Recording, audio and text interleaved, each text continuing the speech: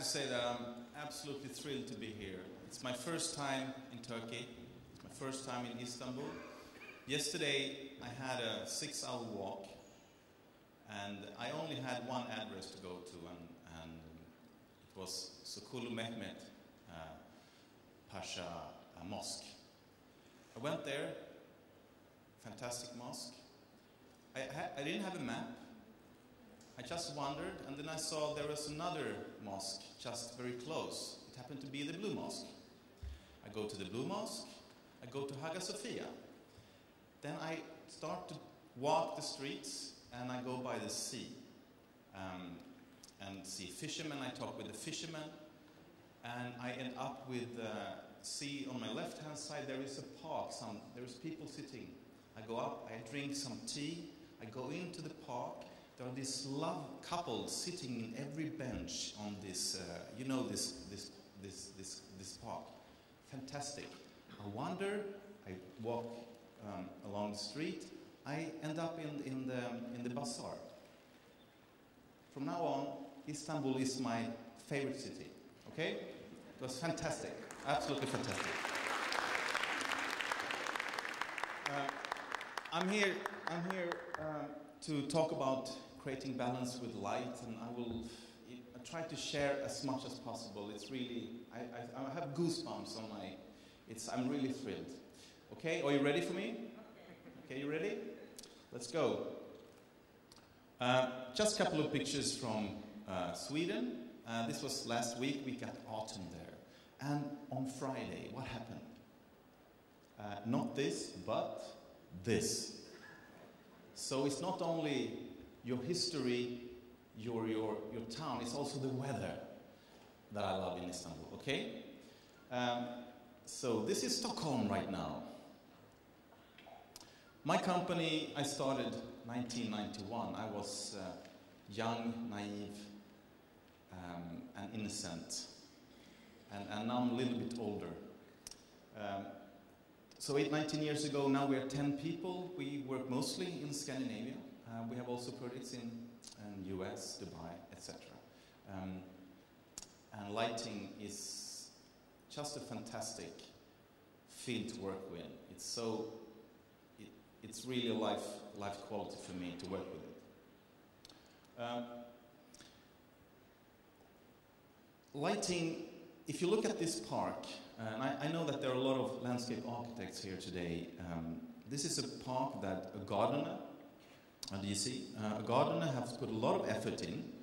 During the daytime, there is a fountain, you see it. There is beautiful greenery. Look at the flowers, etc. During the night, what happens? There are 6 welding points on each side of the park. You don't see anything. It should look like this. Okay? From this to this. Also, a wonderful church. It looks like this. This is the lighting that's on. And when I see installations like this, I wonder, what was the process here from this person who planned, actually made a drawing, looked into a catalog, and put the spotlight right there. Except from bad childhood, but you know, it's very, if you see these 2 examples, you see that this is outdated lighting. We're coming into a new world, it's a new future now. It should look like this. These both pictures are from the city of Alingsås, which PLDA makes workshops every autumn, and it's on right now. And you should really come there and be part of that workshop. This is, it's been around for 11 years. Also here, King's Road in Stockholm, it used to be the fine street of Stockholm. It looks like this.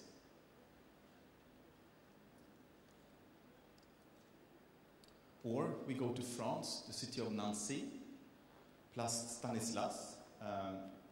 It looks like this. Somebody has made something. a square in Stockholm,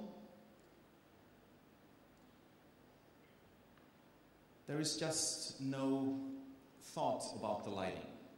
Okay. Or we go to London. Here it looks like this, done by Maurice Brill lighting design in London. And of course this changes color. And this was done like 6 years ago. Why does it look like this? This is the Swedish police force logotype.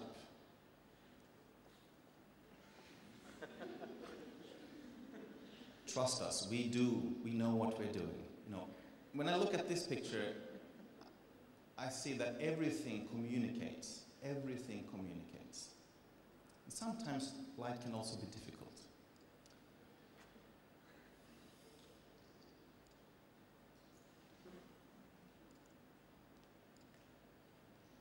Why do these churches look like this? Well, there is an explanation. It's from the city of Lyon, their light festival. So it's up for 4 days. Right. And when you look at this sculpture, which is done by Anish Kapoor, I want to ask you, how many ways are there to light this sculpture? What would you say? I can help you. There are maybe hundreds of ways to light this sculpture. Okay? But what is the right one? This is where lighting designers come in. It's our obligation to find the right way to light. And this is very easy to light this because there is only one person you have to talk to. It's the artist.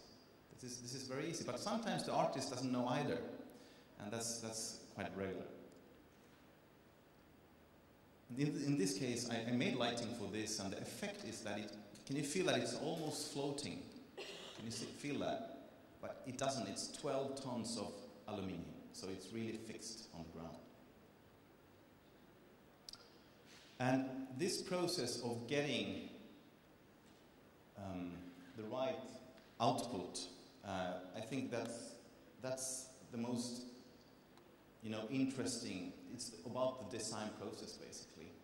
One of the biggest things I believe is that you and your client talk and you have a common goal. This is where we want to go. This is where we want to reach. This is what we want to create. This is what our dreams are a few years ahead. So otherwise, lighting designers or others are on bullseye here, and maybe the client is number 2. You need to have the same aim.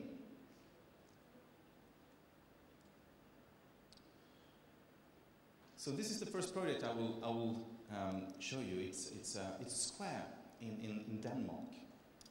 It's a city of Helsingør. It's most famous for Hamlet. It's the castle where Hamlet lives, and it's really a historical city. Looks like this, quite narrow, small streets. The lighting in the small alleys are historical type. And there, in Denmark, they have a very special process. It's not only within the design team you have the design process, it's also the users of that space. The restaurant owners, the people who live there, everybody in that square are invited to meetings, 2 or 3 meetings, 2 meetings before you even start to do the design. And it's written in law, so every public realm project has interaction with the public. And this is a politician, and he explains the process, and then we present our sketches, etc., and get feedback. I have talked with everybody who lives around this square or have a restaurant and has their personal view of this square. This is very special. And the square looks like this. This is very beautiful. And we also want to have lit benches where people can sit. So the tree is gone. This is our idea.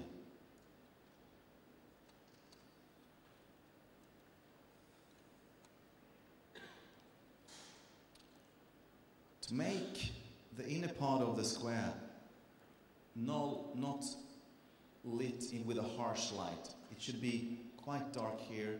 You have the light from the surrounding. And also I wanted to, these little dots, they're fiber optics, and they have crystals in them, so they glitter also during the day. And I had an idea, because we have been working with this for 2 years, and I wanted to give something back to the city. So I thought, hey, maybe I could buy them a real diamond, one real diamond, and put in one of those small things there. And then I will just say to the architect, there is a diamond in here, it's a treasure. But that's not a good idea. For the first, diamonds are very expensive. And then for the second, people would go and try to find that diamond and break everything. So we didn't do that.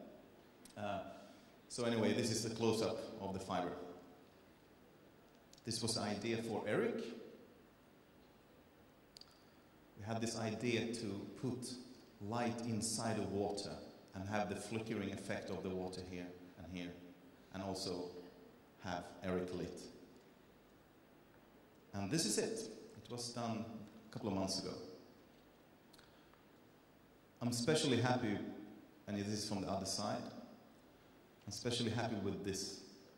We actually bend the light with water. It works. I can tell you afterwards how you can do it, if you want to take it. So, this is the square. Now, this is the end result.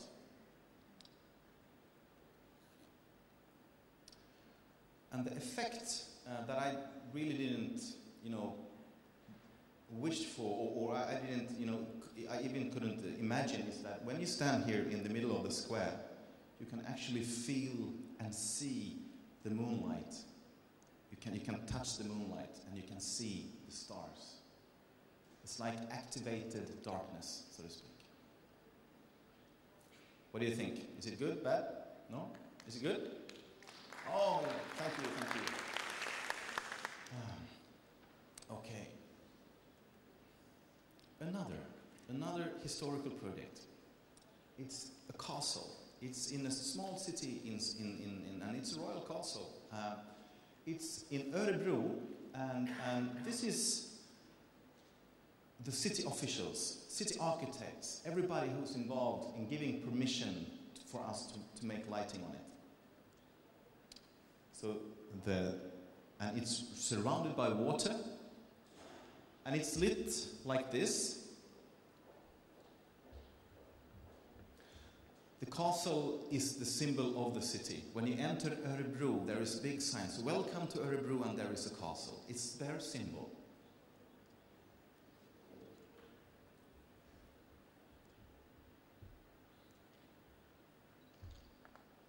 I think you get the point, right? There is not so much light on the castle. This is the entry gate. So, there you are.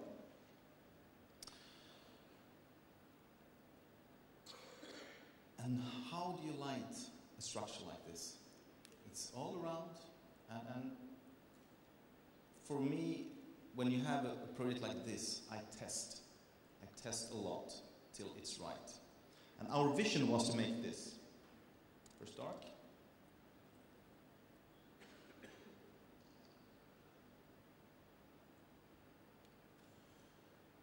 To have the inner sides of the towers have soft facade lighting, have lighting up here on the ceiling, and have the waterfall also light the surrounding areas, the parks surrounding, so it's not a solitary.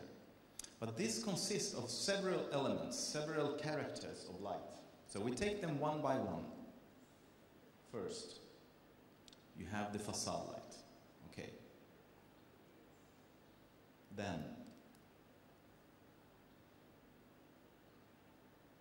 you have the towers with soft side light. And you have these ones, the high masts. You have the foreground,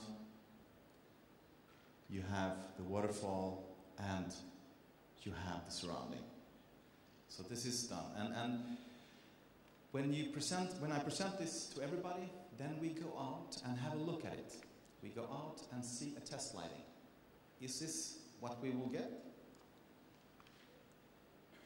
And this is not from the realized project, it will be realized before Christmas. And this is from the test light. The ceiling is not lit here in this test light. It was too difficult at this time. But this is round about what it will look like, the facade.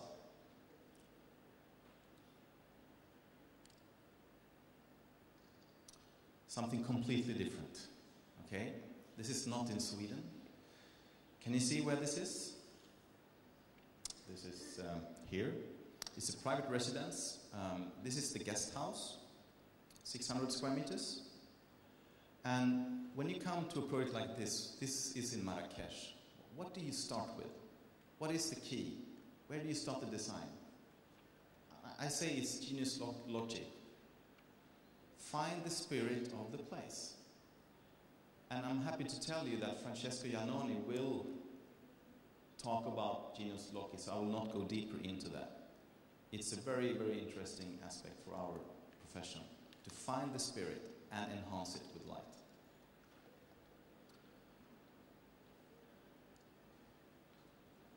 Culture, of course, and history. All these three elements are crucial. So this is at the main house, and the pool here. And I did just a very simple thing. Have you seen? Can you see what I have done here?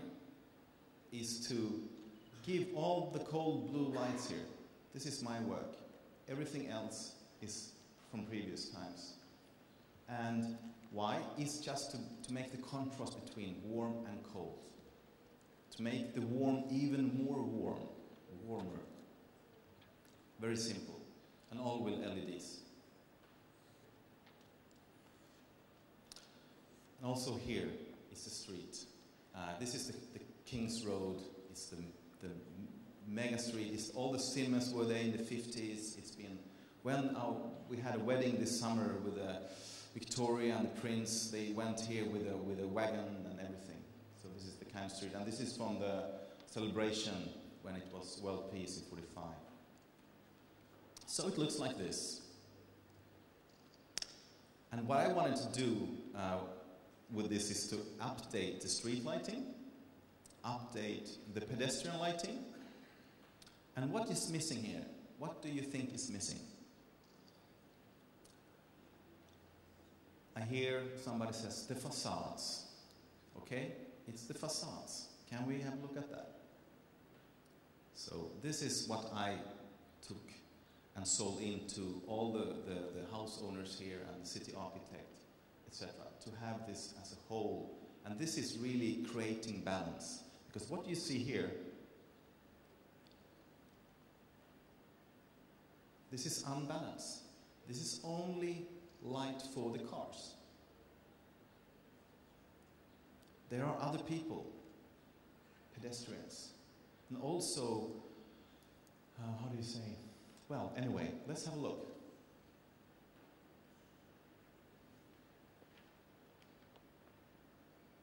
And this is from last week. I'm so happy this is happening, because it's a 2-year project. It's quite fast to be in the city. And this is before we have directed the luminaires, the spotlights on the facades. You see it's a little bit spotty here. But from this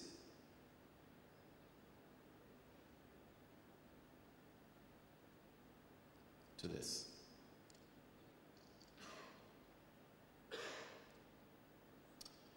And all this detailed work, we closely cooperate with the manufacturers. And we have redesigned an existing luminaire. Go to the factory, we have a look at it, we change it. We see there is glare there, we put a glare shield, we do this kind of very close cooperation with the manufacturers. And then we do tons of test lightings. And we talk with our clients. These are reps from the house owners. And he's actually this guy, he actually owns the 2 towers. Is this good? Is this bad? How can we make it better? We involve our clients a lot, and that gives a good end result. We make a goal, and then we walk hand by hand by this process. It's like, I come to theatre, and in theatre you have a play, you have a script, and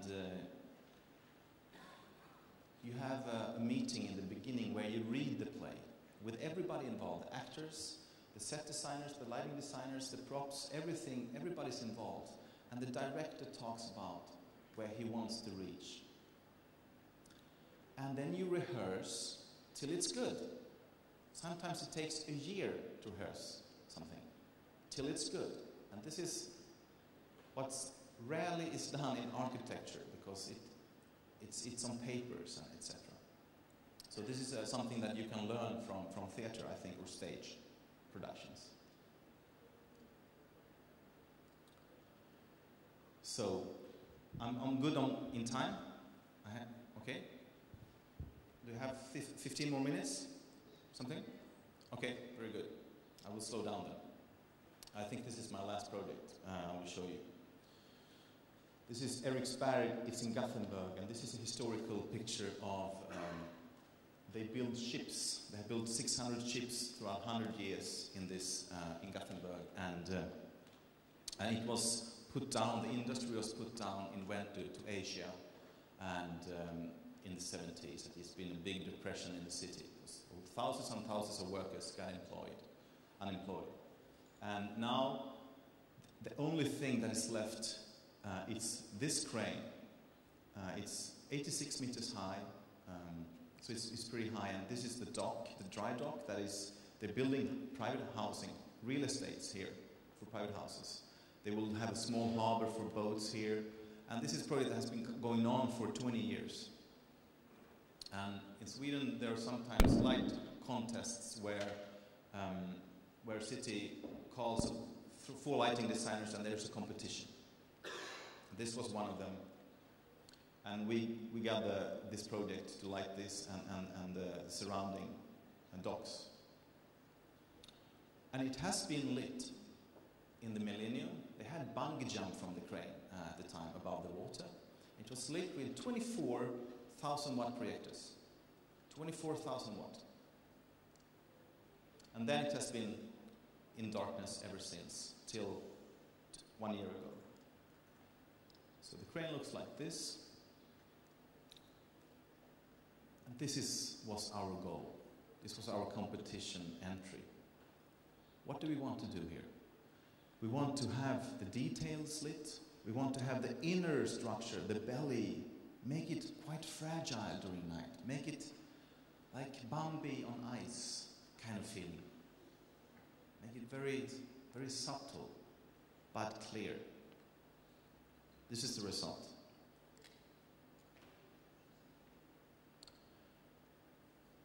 And the nice thing with this, I'm really happy for this project, because we have done lighting for this crane with 2,000 watt.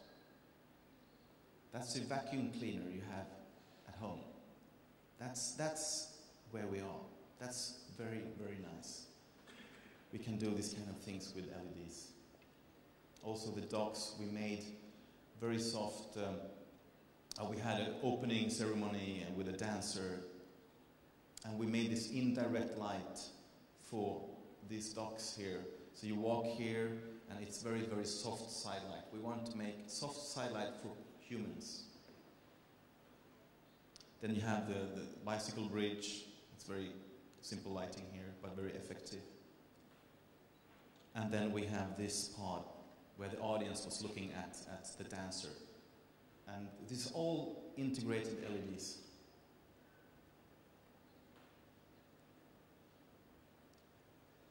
And LEDs, we are here, we're in the future now.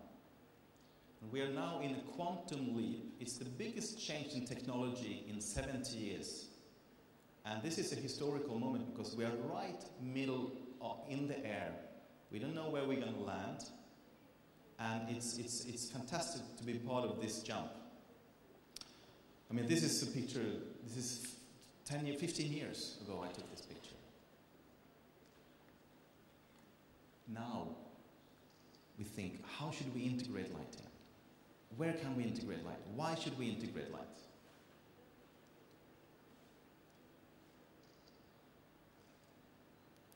And also, funny to have two Barragan pictures. It's one of my favorite architects.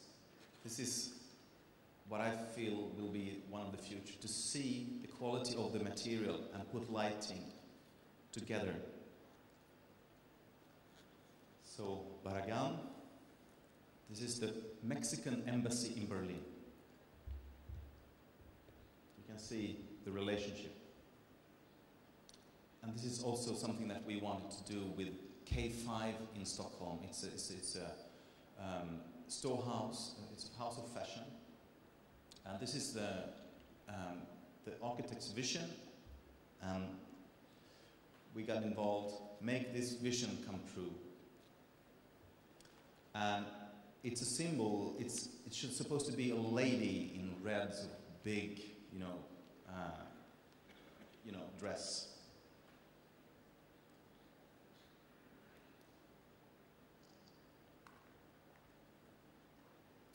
This is not light and architecture, this is light architecture. This is something when light and architecture marries. And also the commercial signs have got involved as part of the architecture during the day. Also, it continues, the architecture becomes the logotype for the whole city, Vällingby, and it becomes part of their signage. This is one other example where I have tried to put light and material, create one expression.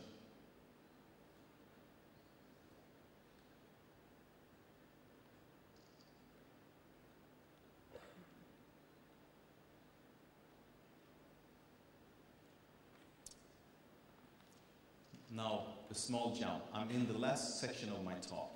And I will talk about a little bit, I'm just showing you this thing. Technique is not our enemy, it's our friend. And this is how you can, make road lighting. For instance, Oslo in Norway, they have made this system. It consists of intelligent electronics, and they have put 10,000 luminaires with, so the lighting dims down in the night.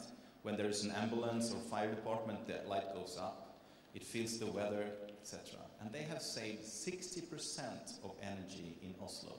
60% with new technology. But now we're also getting into this kind of world where everything is light. Everything is LEDs.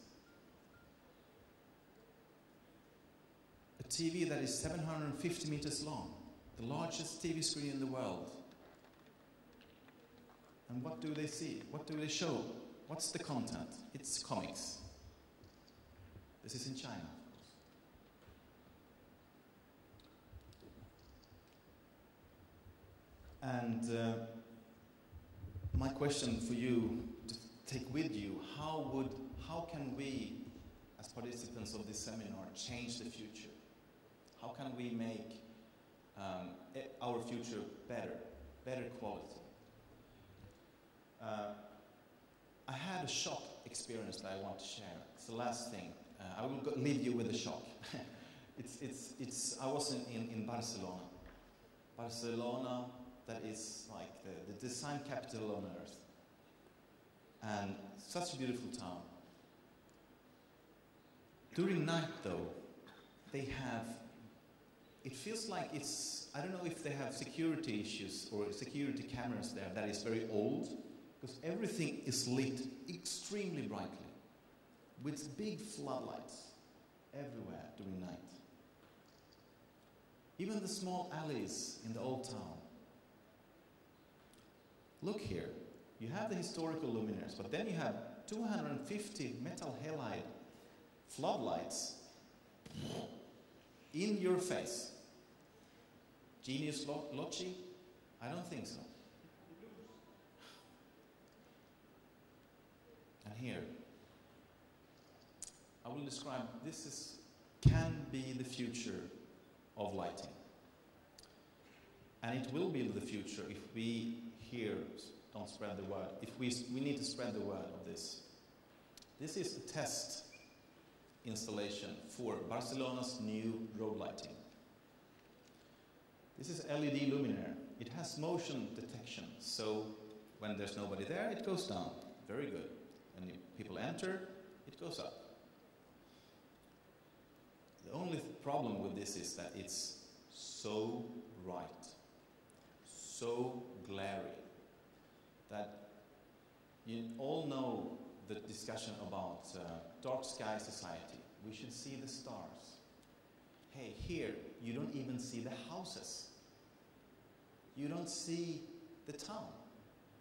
All the houses are gone because you're so glad by this. Shock number 2 is that, according to the person who is involved, this is not good enough. It's not effective enough. So over there is the light, and there is 2, and I don't have pictures of it. They are the most bright light source I have ever seen. I have never been so glad in my whole life. And that's the one they're going to go with, because that's effective enough. Why? Because they have walked the street with a lux meter like this. And we are on a dangerous way to catastrophe in urban lighting if we don't take it and create balance with everything.